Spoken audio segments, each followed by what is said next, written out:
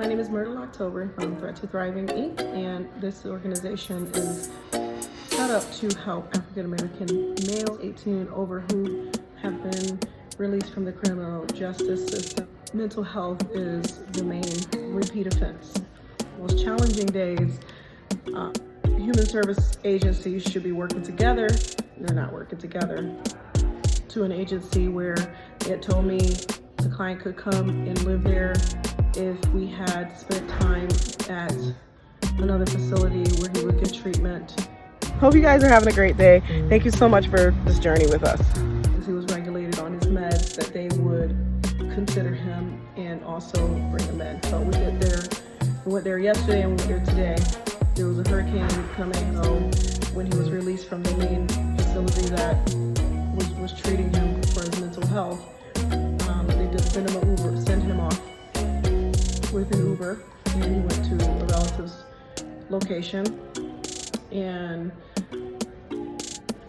from there, basically, there was no real plan because he can't live with the relatives. The house is at capacity. His needs go beyond a regular home setting and environment. They didn't give a reason for releasing him so soon. He could have stayed up to 14 days. They let go in 6.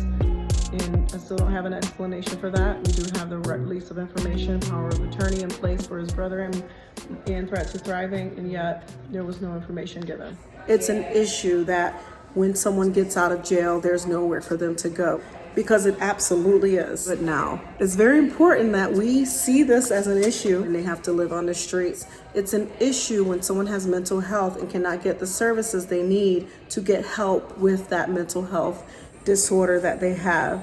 It's an issue when someone has no bed to lay in. It's an issue when they don't have income. It is an actual issue when they get locked up again for just having a mental health disorder. Very petty, very petty crimes.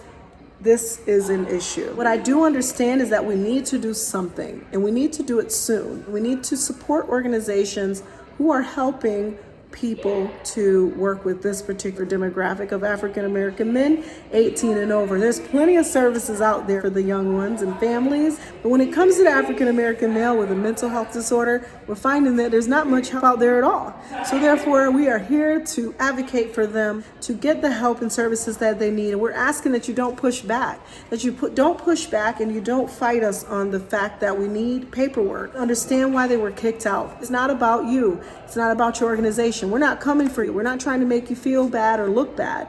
The goal is, if you can tell us what you observed while that client was there, then we can take that information to court to get him at the right set of services, him to be able to get the services he needs. And by you helping us and giving us your observation, not fighting us on the paperwork and not looking at us like we're not an organization, established in 2019. So all of these reasons make us an actual agency. Whether you have known about us or not, we exist, and we are here to help the African American male 18 and over to get the services that he needs. And if you are one of those services that's saying that you give and provide these things to people of any race, color, or gender, we understand that certain programs are just for families or women with children. We understand that. But those of you who are saying you're helping single adults, we're coming to see if we can get some help from you. And if we can't, that's fine. But what can you do to help us to the next level? Because all of us are in need of this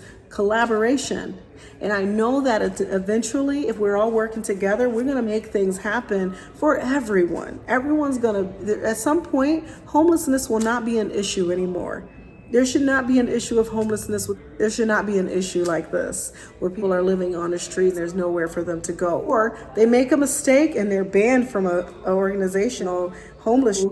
He made a mistake, and I look at the paperwork and I'm like, he's banned for till 2025, huh? Pushback, because that's kind of a heavy sentence right here in the local area.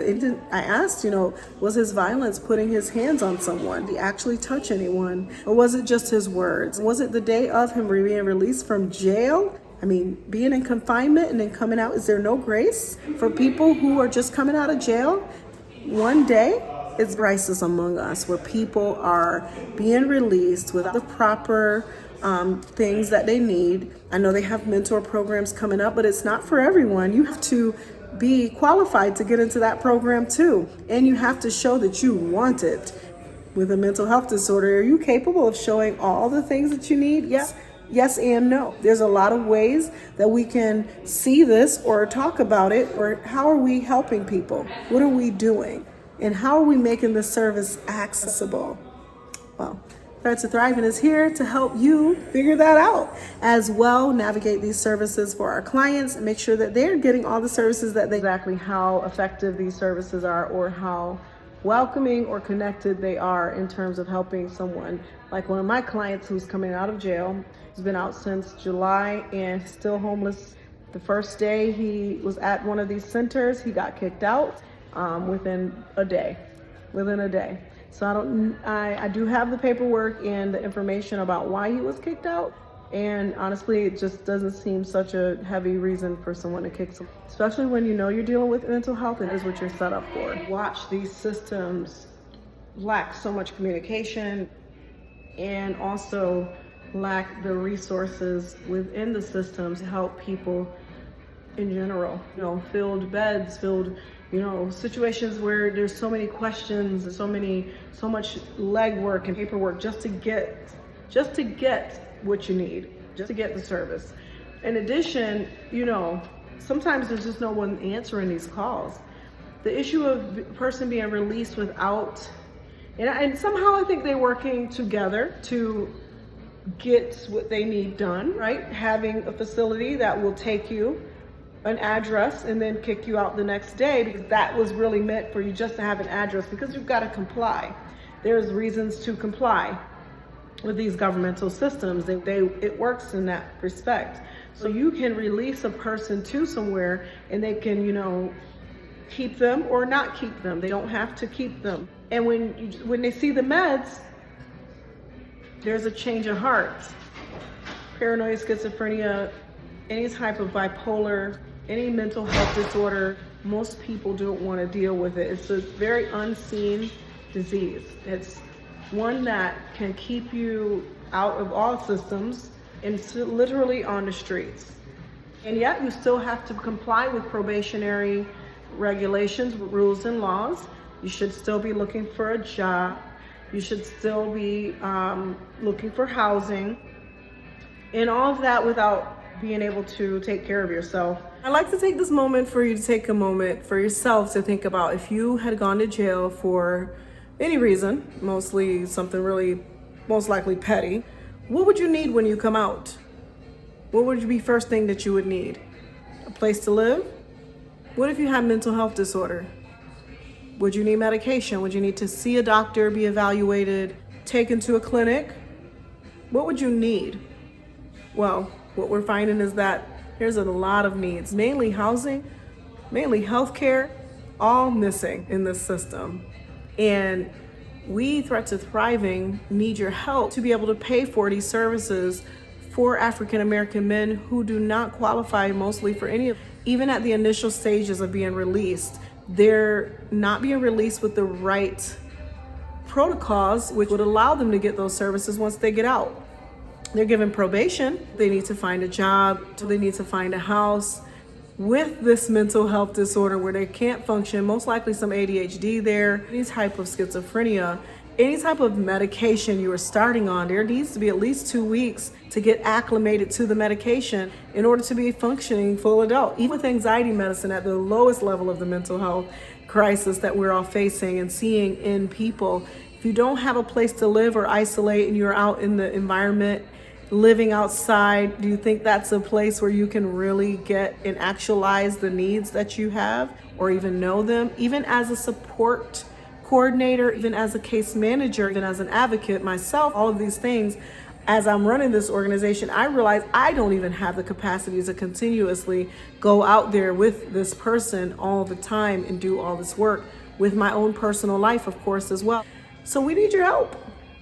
We need your help. We need the public to really take notice of this, take it seriously, because it really is an issue. It is a crisis among us. Is not going away. This is not going away.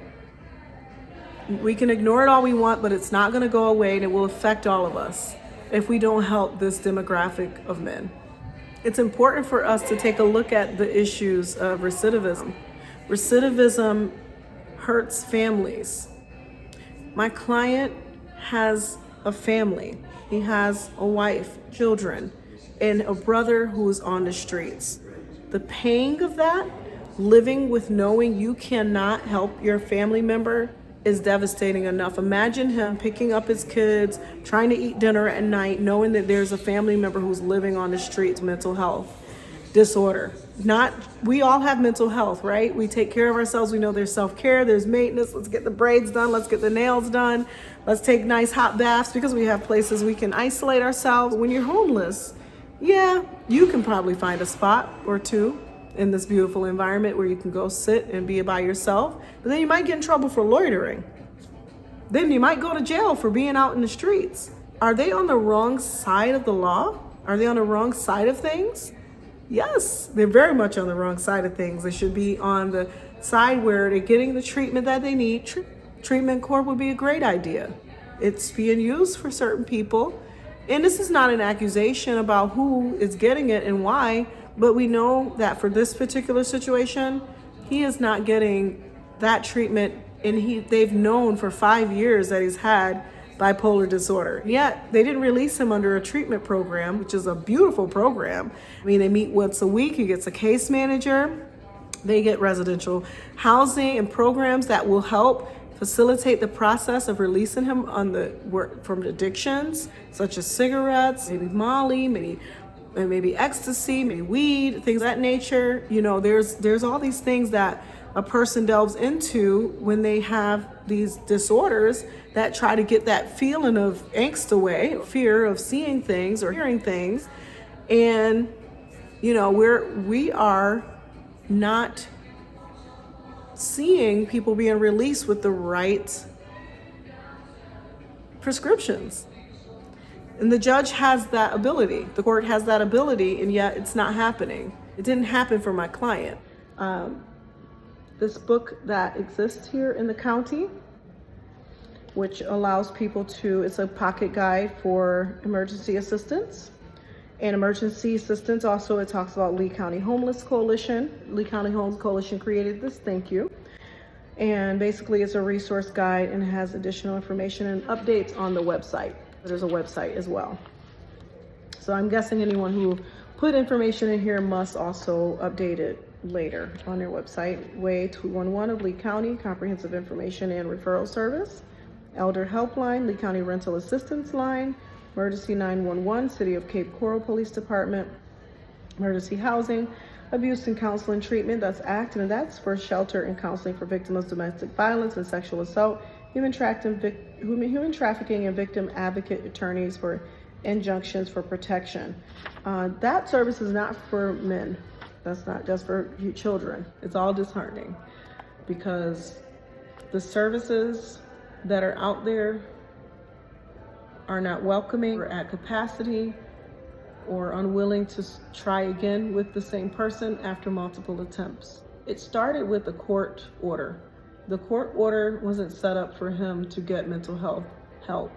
In fact, even though they knew he had an issue with mental health, they still released him, you know, to the center. He was there for 1 day and he hadn't started his meds or was regulated. And then, of course, he goes to the mental health facility.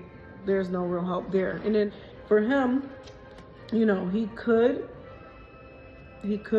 do better, right? Yes, he could. He could definitely do better. It's not one-sided or just on the human service agencies at all. This is definitely a dual mutual issue, which is why I believe we exist to help bridge that gap, make those connections, and bring about the proper communication necessary so these services work for everyone. Negotiate my client getting back into being there for 1 day, and in that time frame it's been about 2 months, and now we're there where he's going to be able to get back in there, and it's the best possible situation for him. They do 30, 60, 90-day milestones and phases where it's goal to get a job, get a place to live, and then hopefully in his own place. So So exciting that this is happening. They kept their word. I had a good sit down, just me with the director and nurse, and then met with them yesterday just to kind of follow up that it's still okay, because once he got him down and they're doing the paperwork and we're getting in there. So I'm so excited that he is moving forward. We took him out to dinner last night, and then I'm going to take him for lunch today. They're going to give us a pass so he can go for lunch and just kind of get some good food in his body and have some normalcy, you know, because this is not a life, you know, like from shelter to shelter and all over the place like this. You know, the goal is to have him in his own place, his own income and things like that. So getting him stabilized is the most important thing right now. So